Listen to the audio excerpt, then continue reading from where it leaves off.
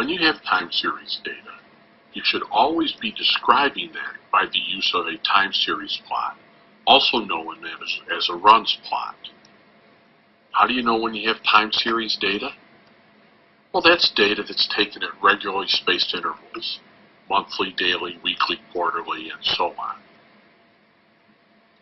When you do a time series plot, you always put time on the horizontal axis, and you put the variable that you're tracking on the vertical axis, as shown in the plot here.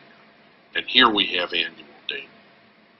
You're looking at this plot to decide, are there any patterns? How is the variable changing over time? Of particular interest is if you can find a pattern, then you can maybe use that pattern to forecast the future. So what kind of patterns might you see in a plot?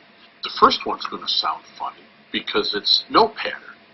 It's just random scatter around a horizontal line. Usually that horizontal line is the mean of the data. A more useful pattern is that the data is exhibiting a trend, either increasing and decreasing over time. And that trend might be a linear trend, or it might be a nonlinear trend. A linear trend would lead to a particular kind of model to use for forecasting, whereas a nonlinear trend would lead to a different kind of model to use for forecasting.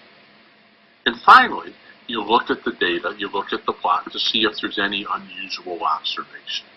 Do you see a number in a particular year that looks really inconsistent with the pattern you see? Maybe there was a big hurricane that year that had something to do with what you're measuring, or an earthquake, or some other kind of natural disaster.